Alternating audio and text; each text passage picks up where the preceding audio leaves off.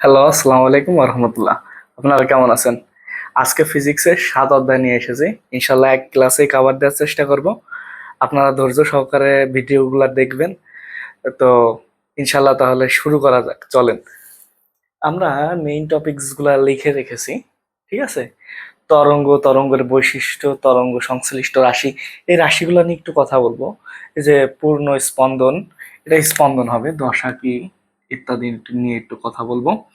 তারপরে ভি, টি, F, lambda এর মধ্যে সম্পর্কগুলো দেখার চেষ্টা করব।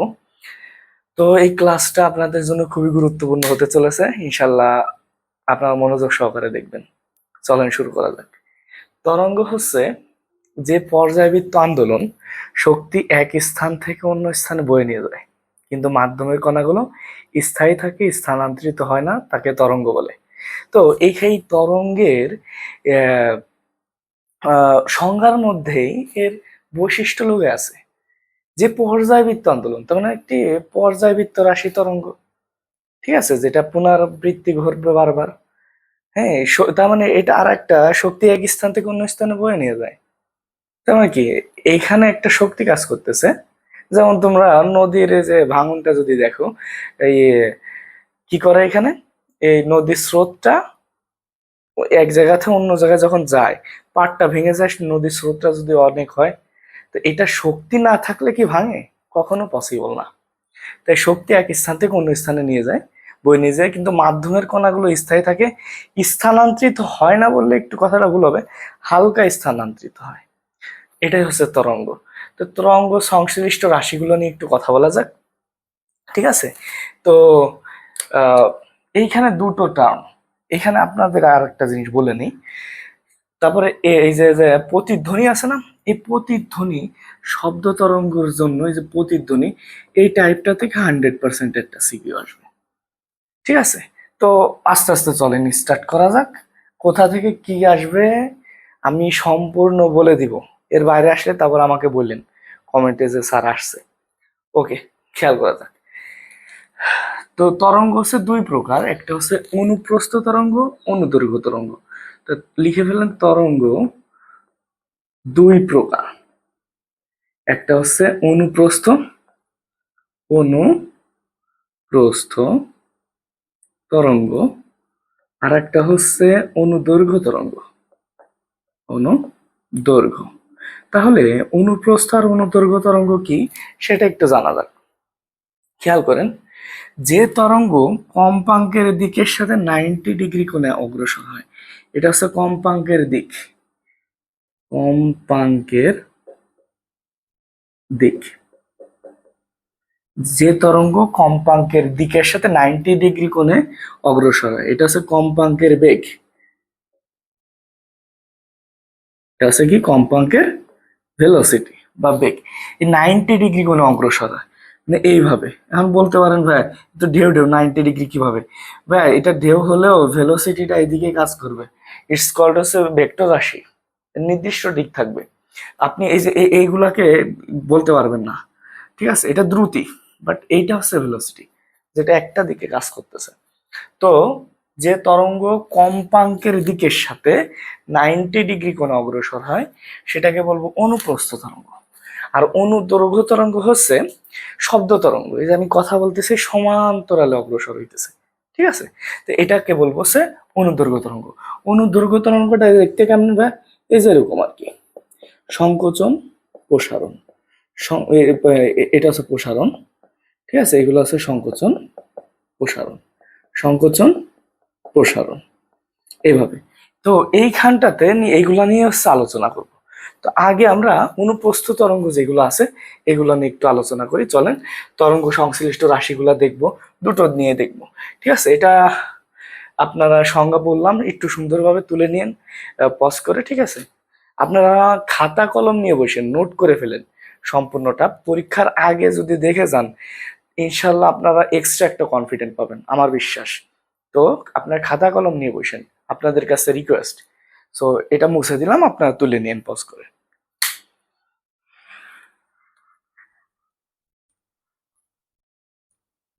খেয়াল করেন এখন কি করা যাক। এটা হচ্ছে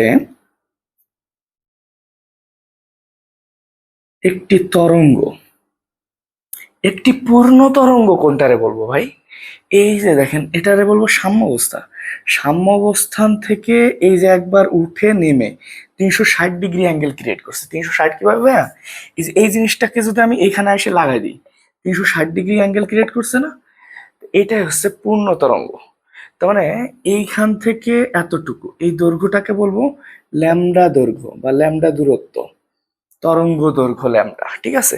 তো তুমি বলতে পারো ভাইয়া এটা সর্বোচ্চ বিন্দু আর এইখানে সর্বোচ্চ বিন্দু, এটাকে কি ল্যামডা বলতে পারো না? অবশ্যই পারবো, হ্যাঁ, কোনো সমস্যা নেই। তারপর আমি আরেকটু যদি বাড়ায় লিখি, তার মানে ল্যামডাকে কিভাবে কিভাবে লেখা যায়? এই যে পাদবিন্দু থেকে পাদবিন্দু পর্যন্ত, এটাও একটি পূর্ণ কম্পন। ঠিক আছে? তো আমরা এখন আলোচনা করতেছি এই যে তরঙ্গ সংশ্লিষ্ট রাশি নিয়ে। পূর্ণ স্পন্দন কি, দশা কি, পর্যায়কাল, তরঙ্গ দৈর্ঘ্য, কম্পাঙ্ক, তরঙ্গ বেগ, বিস্তার কি, এগুলা নিয়ে। বিস্তার হচ্ছে সাম্য অবস্থান থেকে তরঙ্গ যতটুকু উপরে ওঠে সেটাকে বলবো বিস্তার। বিস্তারকে এ দ্বারা প্রকাশ করা হয়। ক্লিয়ার? আর সাম্য অবস্থান থেকে একটি পূর্ণ কম্পন সৃষ্টি হইতে যে 360 ডিগ্রি ক্রিয়েট করতে যে দূরত্ব অতিক্রম করে সেটাকে বলবো ল্যামডা দূরত্ব বা ল্যামডা দৈর্ঘ্য। একটু খাতায় তুলে নিতে হবে, ঠিক আছে? তো এগুলা ঠান্ডা মাথায় তুলে নিতে হবে। তো পূর্ণ স্পন্দন কোনটা ভাই? যে এটা একবার উঠছে, এই যে এতটুকু আসছে, এটা হচ্ছে পূর্ণ স্পন্দন। ক্লিয়ার? তারপরে হচ্ছে পর্যায়কাল। এই একটি পূর্ণ স্পন্দন সৃষ্টি হতে যে সময় লাগে সেটা হচ্ছে পর্যায়কাল। পর্যায়কাল নিয়েও তাহলে কথা বললাম। তরঙ্গ দৈর্ঘ্য নিয়ে কথা বলছি। কম্পাঙ্ক, কম্পাঙ্কটি কি? F equal to 1/t। ঠিক আছে? F equal to 1/t। একটি পূর্ণ কম্পন এই যে যে সৃষ্টি হইতেছে, এটাই হচ্ছে কি কম্পাঙ্ক। F equal to 1/t। এইটা একটা, এটা আমি একটু সুন্দরভাবে মুছে দিই। মুছে দিয়ে সুন্দরভাবে একটা জিনিস দেখাইতেছি, খেয়াল করেন। খেয়াল করেন এটা, এটার বৈশিষ্ট্যটা।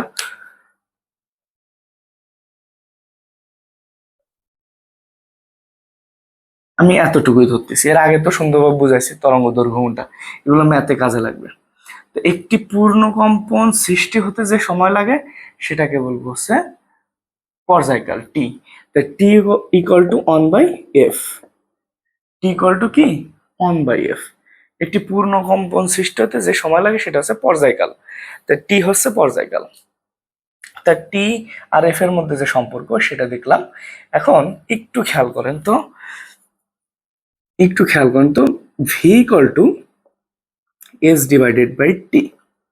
V equal to S divided by T, এটা আপনারা দ্বিতীয় অধ্যায় পড়ছেন সমবেগের ক্ষেত্রে। ওকে ফাইন, সমবেগের ক্ষেত্রে পড়ছেন। এখানে ভেলোসিটি, এই ভেলোসিটি থাকলো, এখানে এই ভেলোসিটি কি বলবো? তরঙ্গ বেগ।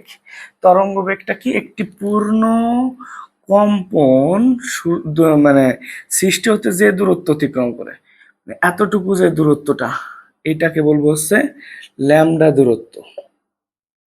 এটাকে কি বলবো? ল্যামডা দূরত্ব। তাহলে V equal to lambda divided by T. বুঝতে পারছেন? একটি পূর্ণ কম্পন সৃষ্টি হতে যে দূরত্ব অতিক্রম করতেছি সেটাকে বলবো হচ্ছে ল্যামডা দূরত্ব।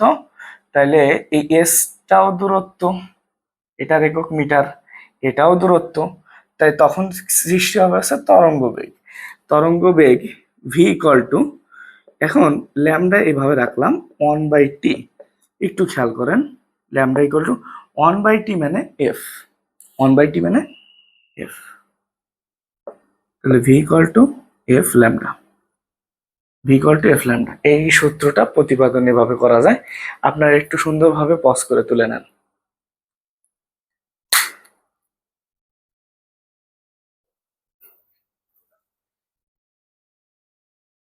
ওকে ফাইন, এখন মুছে দিতেছি।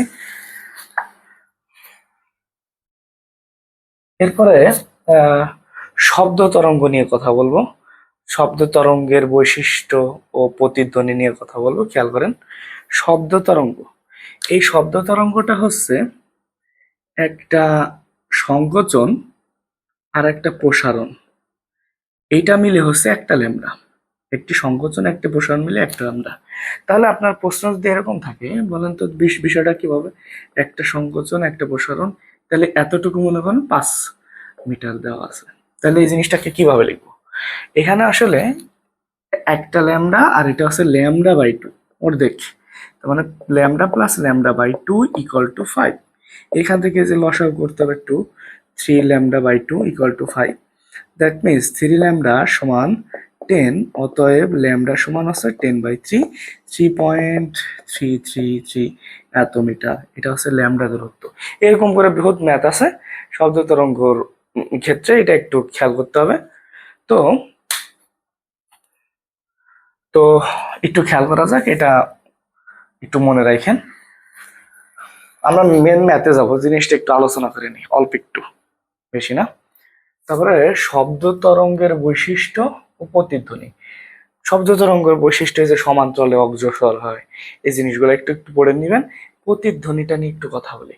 প্রতিধ্বনি হচ্ছে, এটা হচ্ছে একটা দেয়াল, এখানে একজন ব্যক্তি দাঁড়ায় আছে, এই ব্যক্তিটা শব্দ করলে এই শব্দটা এই দেয়ালে বাধা পেয়ে যদি ফিরে আসে, তাহলে সেটা হচ্ছে প্রতিধ্বনি হবে। রিফ্লেকশন অফ সাউন্ড, এটারে কি বলবো ইংলিশে?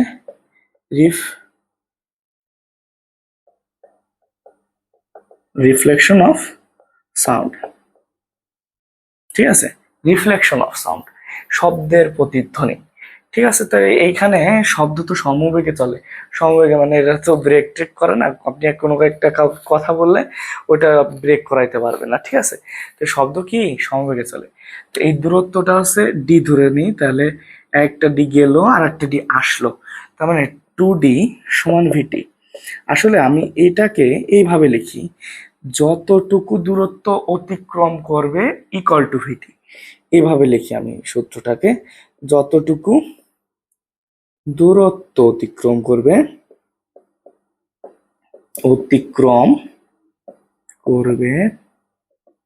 সেইটা সমান হচ্ছে ভিটি। এভাবে একটু মাথায় রাখলে বেস্ট হয়, ঠিক আছে? কেননা এটার কেস দেখাবো আমি, প্রতিধ্বনি তো বললাম, এটার কেসগুলা দেখাবো, 3-4টা কেস আছে, ওইটা দেখাবো, ঠিক আছে? তো শব্দের বেগের পরিবর্তন ঘটে, ঠিক আছে? শব্দের পরিপাতনের ফলে সে শব্দের বেগের পরিবর্তন ঘটে। শ্রাব্যতার সীমা ও ব্যবহার, সুরযুক্ত শব্দ ও বৈশিষ্ট্য, শব্দ দূষণ, এগুলো নিয়ে একটু কথা বলবো। তারপরে আমরা ডিরেক্ট ম্যাথে চলে যাব, ঠিক আছে? টাইপ ভিত্তিক।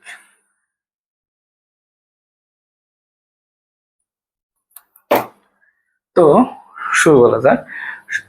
শ্রাব্যতার সীমা, মানুষের ক্ষেত্রে 20 হার্জের নিচে আর 20,000 হার্জের উপরে, 20,000 হার্জ হচ্ছে 2,000, 20,000, আমরা 20,000 হার্জের উপরে শব্দ শুনতে পারবো না, আর 20 হার্জের নিচে শব্দ শুনতে পারবো না। আবারও বলতেছি, 20,000 হার্জের উপরে শব্দ শুনতে পারবো না, আর নিচের শব্দ শুনতে পারবো না। তার মানে এটা মাঝামাঝি যেসব শব্দ, সেটা আমরা শুনতে পাবো। আমি যে কথা বলতেছি এটাও 20 থেকে 20,000 হার্জের মধ্যে আছে, দ্যাটস ওয়াই আপনারা শুনতে পারতেছেন। এটা যদি 20,000 হার্জের উপরে চলে যেত তাহলে শুনতে পাইতেন না, ঠিক আছে? তো এটার একটু নাম আছে, নামগুলো একটু লিখে ফেলেন, খেয়াল করেন। অবশ্রুতি, অবশ্রুতি, অবশ্রুতি, শ্রুতিপূর্ণ, শ্রুতিপূর্ণ, ঠিক আছে? শব্দেতর, শব্দেতর, ঠিক আছে? ইংলিশে বলা হচ্ছে ইনফ্রাসনিক, ইনফ্রাসনিক, ঠিক আছে? আর 20,000 হার্জের উপরে যেটা, সেটারে বলবো হচ্ছে শ্রুতি উত্তর, শ্রুতি উত্তর, ঠিক আছে? বা শ্রবণোত্তর,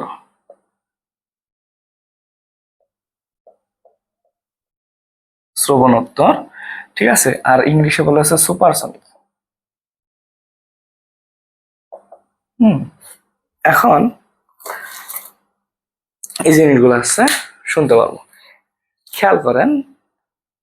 এই সুপারসনিক শব্দটা হচ্ছে বাদুনের ক্ষেত্রে হয়। বাদুর বাদুর আছে না, ওরা কিন্তু রাত্রে চোখে দেখে না। ওরা কি করে, ওরা এই আহ, শব্দের রিফ্লেকশন দিয়ে চলাফেরা করে। সাপোজ আমি ওই বাদুরটা হচ্ছে চলাফেরা করার জন্য কি করতেছে, শব্দ উৎপন্ন করতেছে, সামনে যদি কিছু থাকে ওইটার রিফ্লেক্ট করে ওর কাছে চলে আসে। 1 লাখ প্লাস, এটা 20 থেকে 1 লাখ প্লাস হচ্ছে ওদের কি হয়ে থাকে, এই যে কি বলে এটারে, শ্রাব্যতার সীমা হয়ে থাকে। ঠিক আছে, বাদুরের ক্ষেত্রে। তারপরে কুকুরের বেশি হয় 35,000 প্লাস, প্লাস মাইনাস এদিক ওদিক হবে এরকম। মাকড়সার বেশি হয়, হ্যাঁ মাকড়সারও অনেক বেশি, মাকড়সা অনেক বড় বড় শব্দ শুনতে পারে, বড় হার্জের শব্দ শুনতে পারে। ঠিক আছে, তো একটু মনোযোগ দিয়ে পড়তে হবে এই জিনিসগুলা। হুম। হ্যাঁ, তারপরে এটা যদি আসি সুরযুক্ত শব্দ, এর বৈশিষ্ট্য। সুরযুক্ত বুঝতে পারতেছেন, একটা গান শুনলে আপনার ভাল লাগে, একটা গান শুনলে ভাল লাগে। এখন কেউ যদি কানের কাছে এসে চিল্লায়, ওটা আপনার ভাল লাগবে না, কারণ ওটা শ্রুতিপূর্ণ না বা শ্রুতিযুক্ত না। ঠিক আছে, এইটা একটু তুলে নেন সুন্দরভাবে, বইয়ে একটু লিখে রাখবেন। ঠিক আছে, তো আমি যে কথাগুলো বলতেছি একটু ক্লিয়ারলি শুনবেন। তাহলে এই শ্রুতিযুক্ত শব্দের 3টা গুণ থাকে, মানে এই 3টা বৈশিষ্ট্য থাকে। একটা হচ্ছে গুণ থাকতে হবে, তারপরে হচ্ছে প্রাবল্য থাকতে হবে, আর তীক্ষ্ণতা থাকতে হবে। প্রাবল্য, প্রাবল্য থাকবে, আর একটা কি, তীক্ষ্ণতা, তীক্ষ্ণতা, তীক্ষ্ণতা থাকতে হবে। এই 3টা বৈশিষ্ট্য থাকতে হবে স্যার সুরযুক্ত শব্দের। ঠিক আছে, আর শব্দ দূষণ তো বুঝতে পারতেছেন, এই যে রাস্তাঘাটে অনেক ধরনের বাইক চলে, অনেক সাউন্ড, স্পোর্টস কার গুলা চলে, বহুত সাউন্ড, এগুলা এড়ায় চলানোই ভালো। আমার নিজের বাইক ছিল, কখনো কিন্তু আমি হলার লাগাই নাই। এই হলার লাগানোটা একটু বন্ধ করতে হবে। ঠিক আছে, কারণ অনেক অসুস্থ রোগী থাকে, এইটার জন্য অনেক প্রবলেম হয়, এটাই হচ্ছে শব্দ দূষণ।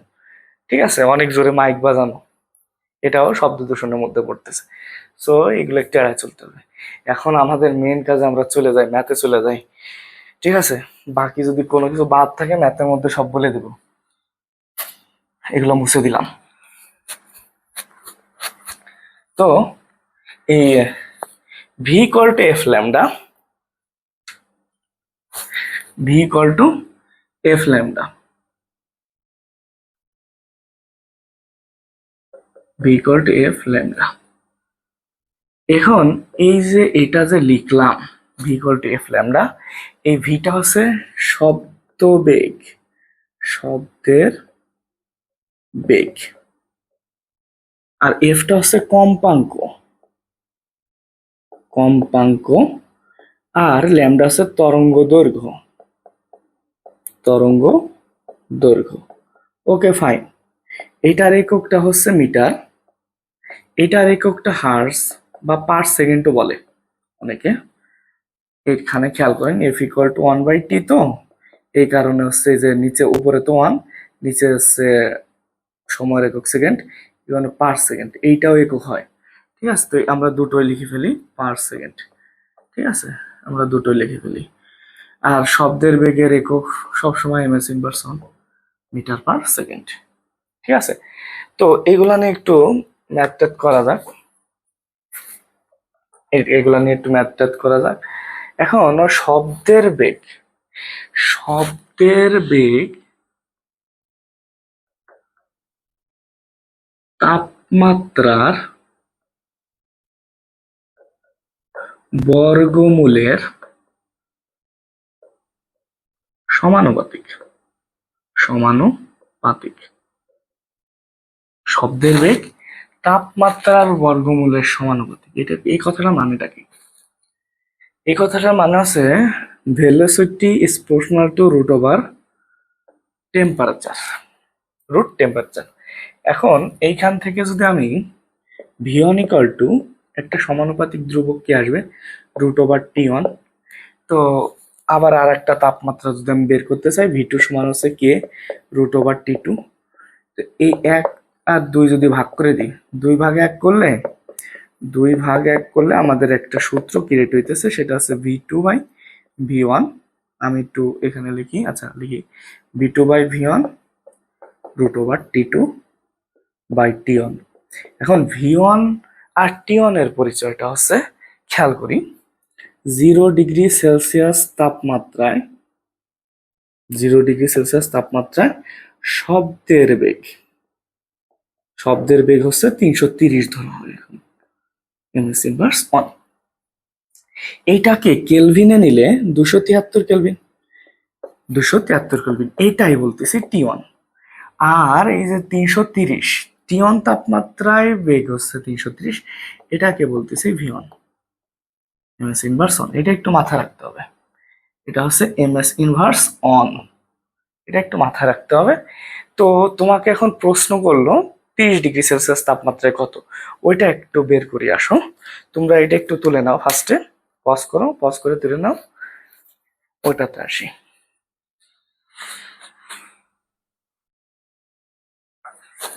সরি, এটা তো মুছে দিলাম। এটা হচ্ছে টি1, 273 কেলভিন। সাপোজ তোমাকে বললাম 30 ডিগ্রি সেলসিয়াস তাপমাত্রায়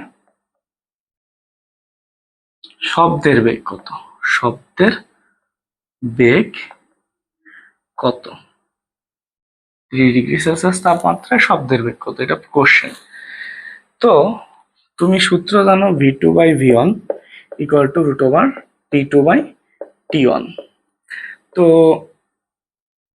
টি1 দেওয়া আছে হচ্ছে 273 কেলভিন, v1 দেওয়া আছে হচ্ছে 330 কেলভিন, ms^1, সরি। এখন v2টা বের করতে হবে। আর টি2 দেওয়া আছে কত, 30 ডিগ্রি সেলসিয়াস। এইটার থেকে কেলভিনে নিতে গেলে তোমার 273 যোগ করতে হবে, that means 303 kelvin, that means 303 kelvin. তাহলে v2 সমান √t2/t1 ইন্টু v1, ঠিক আছে। তাহলে টি2 কত হবে, এখানে টি2 হচ্ছে 303 ডিভাইডেড বাই 273 ইন্টু v1টা হচ্ছে 330। এটা ক্যালকুলেশন করলে 347.63 করে দেখবা ms^1 আসে।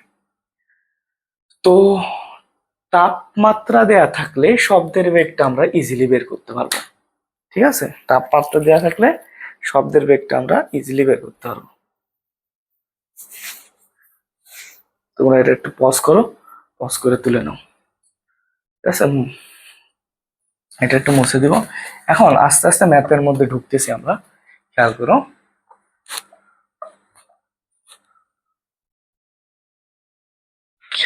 এটা মনে করো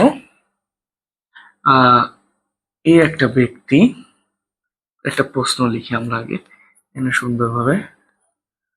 এই দিনের তাপমাত্রা হচ্ছে 30 ডিগ্রি সেলসিয়াস, ঠিক আছে। এই ব্যক্তিটা 18 মিটার দূরে দাঁড়ায় আছে। কত মিটার দূরে, 18 মিটার দূরে দাঁড়ায় আছে। শব্দের তাপমাত্রা দেওয়া আছে আর বলছে 18 মিটার দূরত্বে দাঁড়ায় আছে।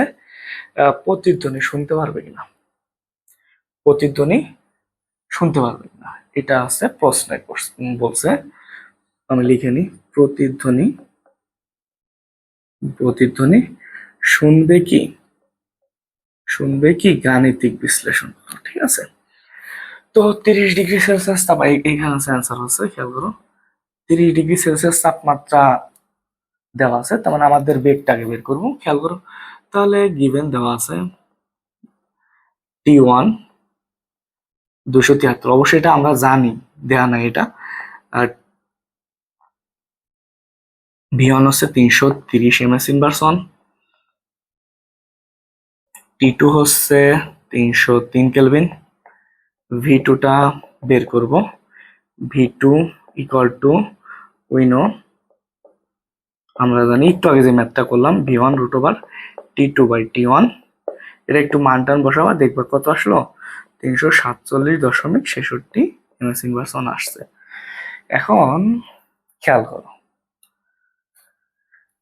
আমরা ন্যূনতম দূরত্বটা বের করব। প্রতিধ্বনি সমান ন্যূনতম দূরত্ব, প্রতিধ্বনি শোনার ন্যূনতম দূরত্ব, ন্যূনতম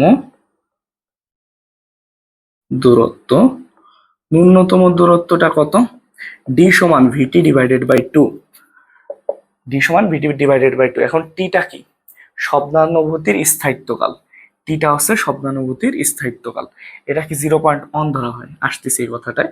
আগে ভিটা বসানো, এই ভি মানে V two 347.66 into 0.1 divided by two. তার মানে এটা হচ্ছে ন্যূনতম দূরত্ব, মানে কি মিনিমাম যে দূরত্বটা, যেটা থাকতেই হবে, যেটা থাকতে হবে, এর থেকে নিচে হলে শব্দ শুনতে পারবে না। তো এটা দেখবা ক্যালকুলেশন করে 17 দশমিক আসছে। ঠিক আছে, এটা আমি তোমাদের উপরে ছেড়ে দিলাম। 17 দশমিক, হ্যাঁ 17 দশমিক আসছে। কিন্তু তোমার দূরত্ব আছে কত? 18। তার মানে অবশ্যই প্রতিধ্বনি শুনবে। আর এই যে টি এর মানটা হচ্ছে 0.1। এটার মানে হচ্ছে শব্দানুভূতির স্থায়িত্বকাল। শব্দানুভূতির স্থায়িত্বকাল, স্থায়িত্বকাল। এটা একটু আমি ইউনিক ভাবে বলতে চাই। শব্দানুভূতির স্থায়িত্বকাল মানে কি? আমি মনে করো তোমারে স্বপ্ন বললাম, মানে যে কোনো একটা নাম ধরে ডাক দিলাম, এ হাফিজ। এই হাফিজটা তুমি যদি 1 মিনিট পরে শুনতা, বিষয়টা কেমন লাগতো? তারপরে আমি এই যে যে বলতেছি এই কথাগুলো তুমি যদি 1 মিনিট পরে শুনতা, কেমন লাগতো? এই মাথার মধ্যে স্থায়িত্বকাল থাকে হচ্ছে 0.1 সেকেন্ড। তারপরে তুমি আবার যদি কোনো নতুন একটা শব্দ প্রোভাইড করো, আবার সেটা শুনতে পাই। এই কারণে আল্লাহ তাআলা কত সুন্দরভাবে সৃষ্টি করছে 0.1 সেকেন্ড। এর থেকে কম হইলেও ঝামেলা, বেশি হইলেও ঝামেলা। অন্যান্য প্রাণীদের ক্ষেত্রে অন্য অন্য কিছু হতে পারে, ঠিক আছে, কিন্তু মানুষের ক্ষেত্রে 0.1 সেকেন্ড। অর্থাৎ তুমি একটা শব্দ করবা, তার 0.1 সেকেন্ড পর আবার শব্দ শুনতে পারবে, সমস্যা নেই। কিন্তু এর আগে শব্দ শুনতে পারবে না।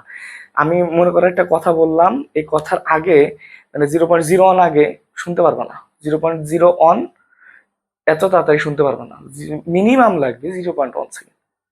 ঠিক আছে, এখন প্রতিধ্বনি ডিপেন্ড করতেছে কি শব্দটা এখানে যাবে, শব্দটা যাবে আবার ব্যাক করে তোমার কানে আসবে। তো এইটার জন্য সময় লাগবে কত? 0.1 সেকেন্ড মিনিমাম লাগতে হবে। এর থেকে বেশি হলে ভালো, সমস্যা নেই, এর থেকে বেশি হলে শুনতে পারবা। ঠিক আছে, তো শব্দানুভূতির স্থায়িত্বকালটা হচ্ছে 0.1 সেকেন্ড। তো এই 0.1 সেকেন্ড হলেই সে শুনতে পারবে। তো এখানে টেম্পারেচার চেঞ্জ ঘটলে এই ন্যূনতম দূরত্বেরও কিন্তু চেঞ্জ ঘটবে। একটা কেস, এটার কেস অন ধরতে পারো, এটাকে কেস অন ধরতে পারো। কেস অন মুছে দিব, তোমরা একটু তুলে নিবা, শব্দ শুনতে পারবে কি পারবে না। এখন কেস টুতে কি করব? এই ব্যক্তিটা, দুটা ব্যক্তি দিব। দেখো তুমি সুন্দরভাবে এটা একটা তুলে নাও। ওকে, মহান মুছে দিব, খেয়াল করুন। এটা থাকুক, এটা কাজে লাগবে। শব্দ অনুভূতির স্থায়িত্বকাল এগুলো একটু তুলে নিও, ঠিক আছে। এখন খেয়াল করো, এইখানে আমি এ ব্যক্তি দিলাম, আর একটা ব্যক্তি দিলাম বি ব্যক্তি।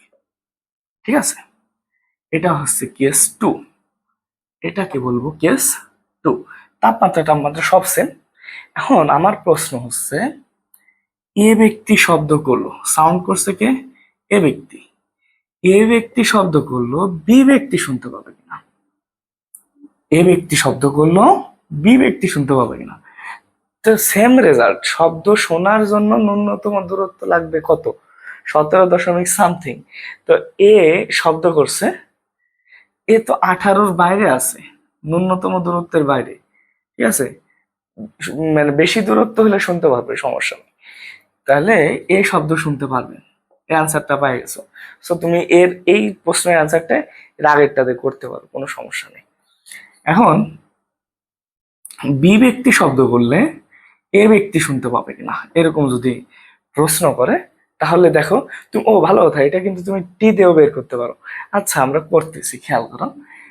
সাপোজ এই ব্যক্তিটার দূরত্ব আছে হচ্ছে আহ এইখান থেকে 20 মিটার দূরত্ব আছে, পুরাটা কত? 20 মিটার দূরত্ব ধরে নাও।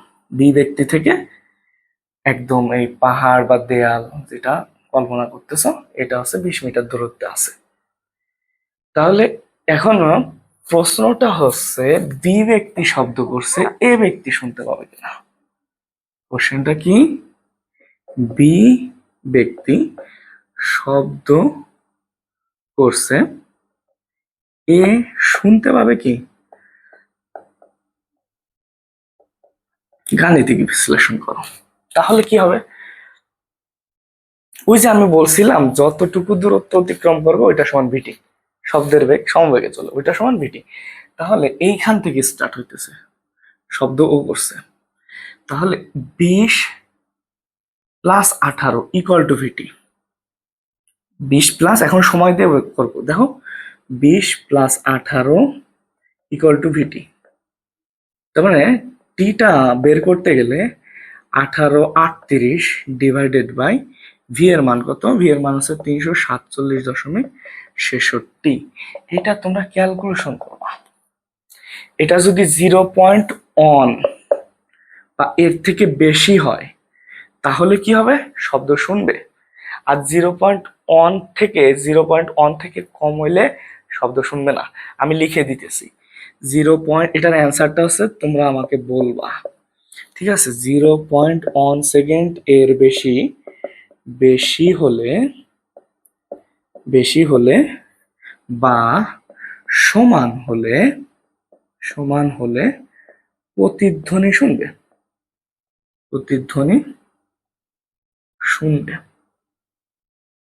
ঠিক আছে? আর 0.1 এর কম হলে প্রতিধ্বনি শুনবে না, প্রতিধ্বনি শুনবে না। অ্যান্সার শেষ, ঠিক আছে? তাপমাত্রা দেয়া থাকবে, তুমি একটা বেগ বের করবে, এখন অনেক ম্যাথ আছে, বহুত ম্যাথ আছে এরকম, ঠিক আছে? তাই একটু মুছে দিলাম, তোমরা একটু তুলে নিও। এখন দেখবো আর একটা কেস, কেস 3। কেস 3,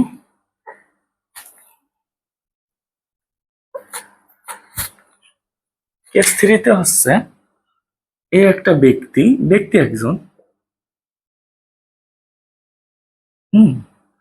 তাপমাত্রা 30 থাকলো। কেস 3, এটা কেস 3। কেস 3 তে কি করতে পারে খেয়াল করো। এ হচ্ছে শব্দ করছে, করে এর দিকে দৌড়াবে অথবা এর বিপরীত দিকে দৌড়াবে। আবারও বলতেছি, এটা মনে করো পাহাড় বা যে কোনো দেয়ালের দিকে একটা বেগে দৌড়াবে অথবা দেয়াল থেকে এর বিপরীত দিকে দৌড়াবে। তাহলে দেয়ালের দিকে কত বেগে দৌড়াবে সেটা বলা থাকবে প্রশ্নে, ঠিক আছে? আর এটা মনে করো যে 18 মিটার, 18 বা 20 মিটার, একটু দিই 20 মিটার। খেয়াল করো, দুটো প্রশ্ন লিখতেছি। প্রথমটা হচ্ছে শব্দ ব্যক্তিটি শব্দ উৎপন্ন করে পাহাড়ের দিকে দৌড় দেয়। পাহাড়ের দিকে কত বেগে দৌড় দিছে? 6 ms/1 বেগে দৌড় দেয়। দৌড় দিলে প্রতিধ্বনি শুনবে কি? প্রতিধ্বনি শুনবে কি? গাণিতিক বিশ্লেষণ করো। আর দ্বিতীয়টা কি? দ্বিতীয়টা হচ্ছে ব্যক্তিটি শব্দ উৎপন্ন করে পাহাড়ের বিপরীত দিকে দৌড় দিলে। বিপরীত দিকে দৌড় দিলে একটা হচ্ছে শব্দ উৎপন্ন করে পাহাড়ের দিকে দৌড় দিলে, একটা হচ্ছে শব্দ উৎপন্ন করে পাহাড়ের বিপরীত দিকে দৌড় দিলে। কত বেগে? এইটাই বেগটা সেম। বিপরীত দিকে এত বেগে, কত বেগে? 6 ms/1 বেগে দৌড় দিলে কি ঘটনা ঘটবে সেটা একটু দেখা যায়। তো সেম, ফার্স্টে তাপমাত্রা দিয়ে এটা বের করব, ওই দিনকার ভেলোসিটিটা কত, ঠিক আছে? এরপরে হচ্ছে মেন ক্যালকুলেশনটা।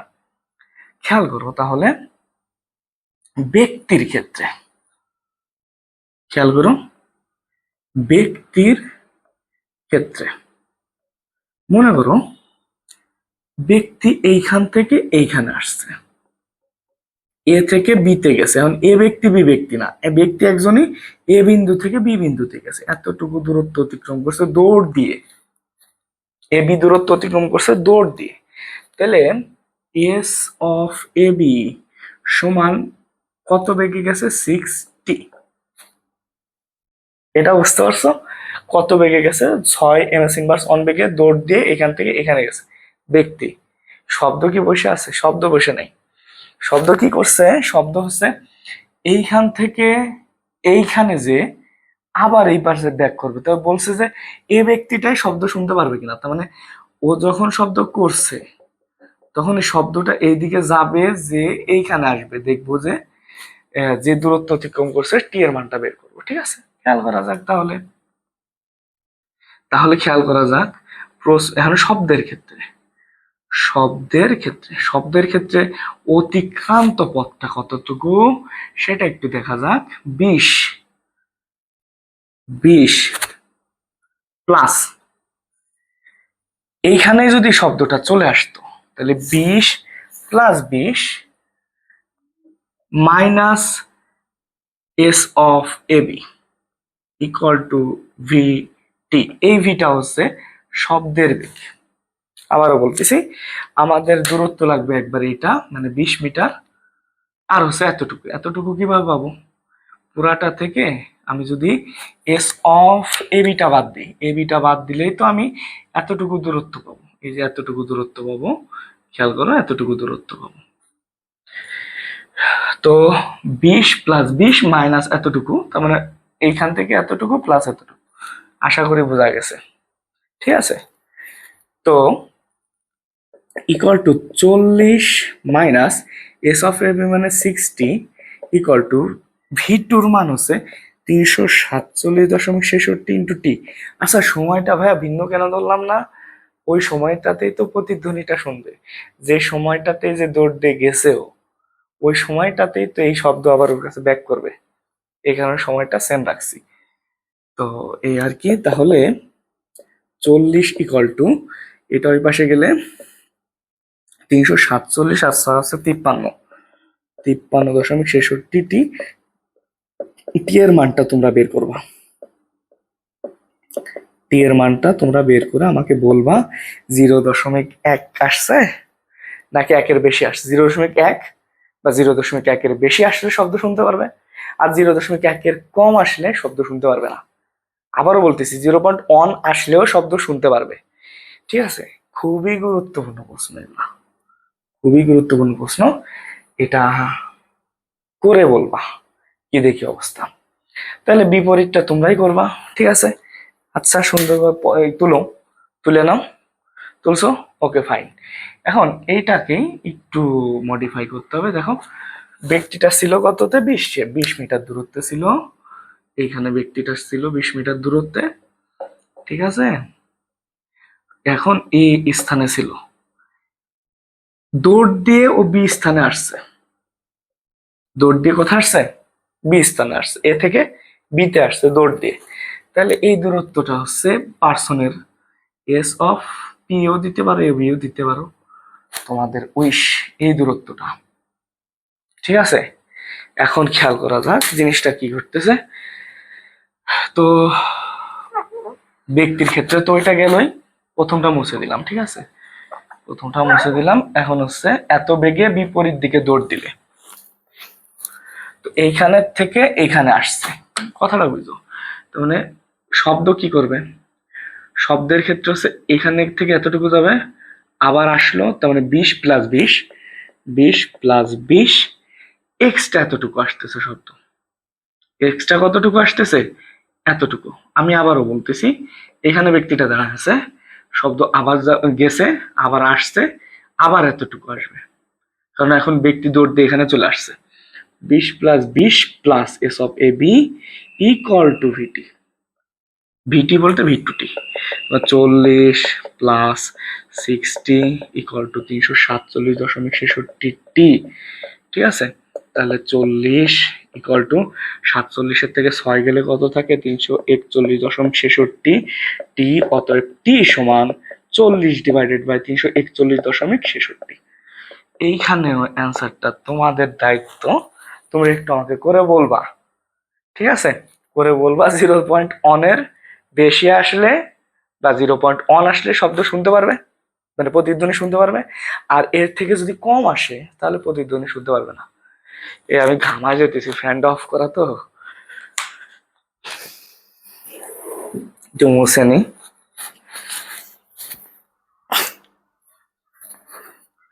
যাতে কোনো শব্দ না হয়, সব দরজা জানলা অফ করে ক্লাসটা নিতেছি। মানে তোমাদের একটু শিখলে আমি সার্থক, ঠিক আছে? আমার আর বেশি চার পার কিছু নেই। হ্যাঁ, তোমরা একটু মনোযোগ দিয়ে ক্লাসগুলো করো। আর আমি এগুলা কিন্তু অত আহামরি আলোচনা করি নাই, তো যতটুকু পড়ছি ইনশাল্লাহ একটু দেখলে পারবা। একটু বইটা একটু রিডিং দিতে হবে, গাইডটা একটু পড়তে হবে, ঠিক আছে? আমি মেন জিনিসগুলো দেখাই দিতেছি। সো এটাও চলে গেল, এই কেস শেষ ভাই, এই কেসটা শেষ। এখন ওই যে V equal to F lambda লিখছিলাম না, ওইটার একটা কেস দেখাই। ভি ইকুয়াল টু এফ ল্যামডার একটা কেস দেখাই, এটা মুছে দিই। খেয়াল করো, একটা পাইপ, এই পাইপের ম্যাথটা অনেক আসে। একটা পাইপ, এই পাইপটা, ঠিক আছে, এই পাইপটার লোহা, এই লোহাতে শব্দের বেগ 5130 ms/s, আর এর মধ্যে পানি আছে 1450, পানির বেগ 1450 দিয়ে দিলাম। তো এইখানে হচ্ছে এ ব্যক্তি, এখানে হচ্ছে বি ব্যক্তি। প্রশ্ন বলছে এ ব্যক্তি শব্দ করলে, এ ব্যক্তি শব্দ করলে বি ব্যক্তি শুনবে কি? বি ব্যক্তি কয়টা শব্দ শুনবে, এভাবে প্রশ্নটা বেশি আসে। বি ব্যক্তি কয়টি শব্দ শুনবে, কয়টি শব্দ শুনবে। এখানে কিন্তু প্রতিধ্বনি ঘটে নাই। জিনিসটা কি করছে একটু খেয়াল করো।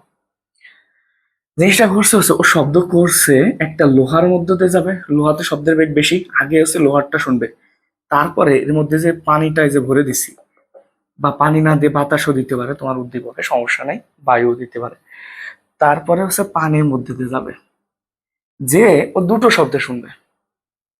মনে করো ও ডাক দিছে সকিনা, সকিনা বলে ডাক দিছে, তো ও লোহার মধ্য দিয়ে একটা শব্দ শুনবে, এই সকিনা, এর নাম হচ্ছে সকিনা, সকিনা, ঠিক আছে? আর এটা হচ্ছে মনে করো যে যে কোনো একজন, ঠিক আছে? তো ও দুইটা শব্দ শুনবে, একটা লোহার মধ্যে দিয়ে যাবে, একটা পানির মধ্যে দিয়ে যাবে।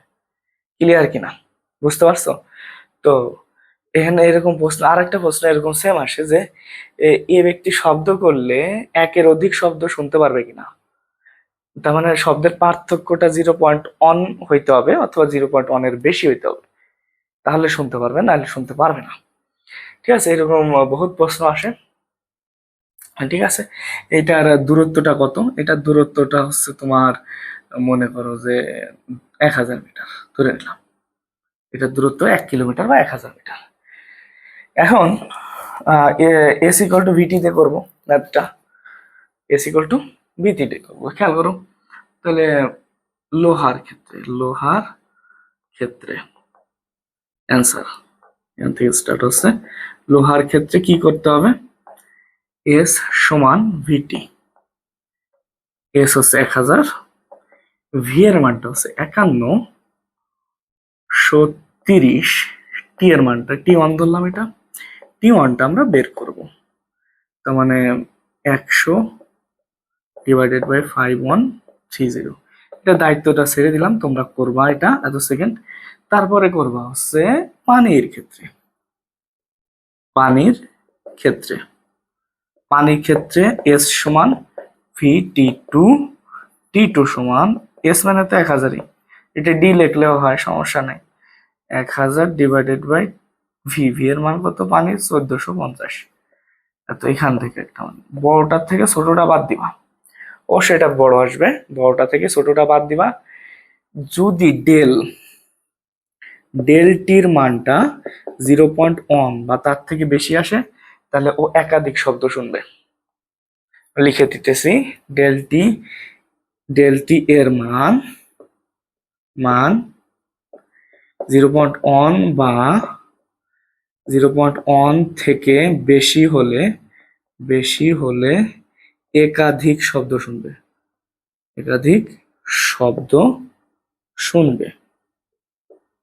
আর 0.1 সেকেন্ড থেকে কম হলে একটি শব্দ শুনবে। ব্যাস, ক্লিয়ার। শুনবে, এতটুকুই।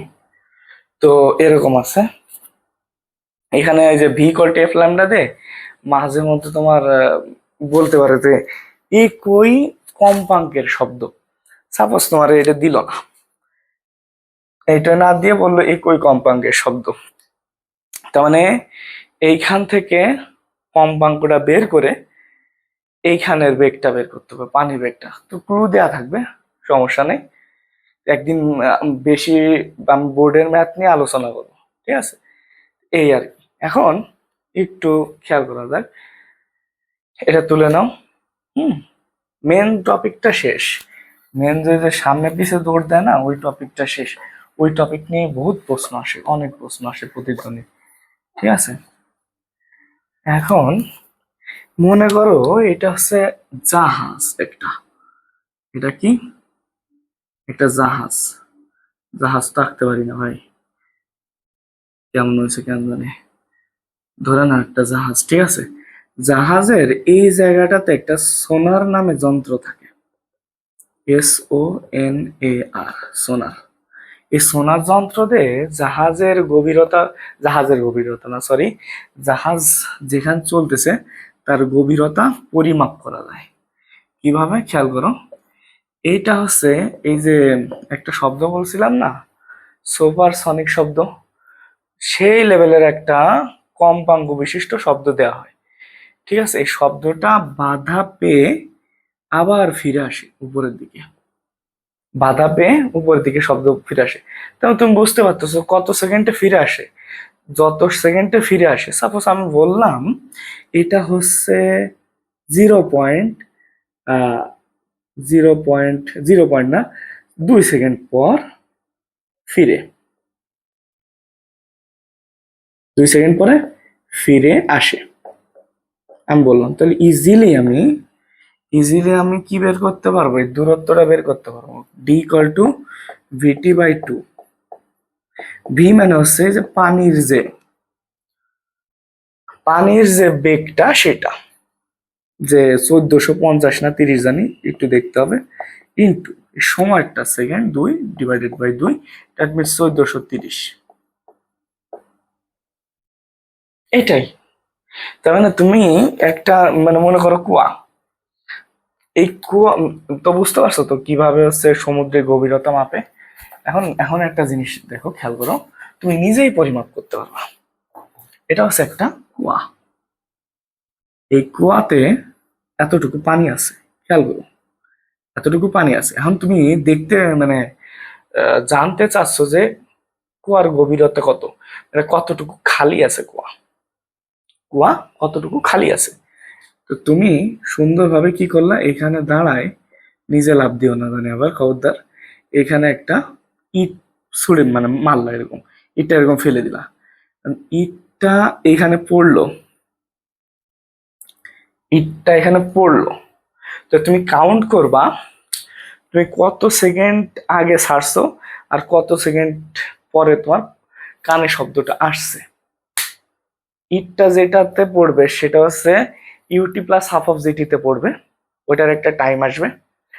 আর এই ইটের শব্দটা আসবে হচ্ছে সমবেগে VT-তে আসবে, কারণ এটা আসতেছে শব্দ, এটা নিয়েও ম্যাথ আসে, ভালো ম্যাথ আসে এটা নিয়ে।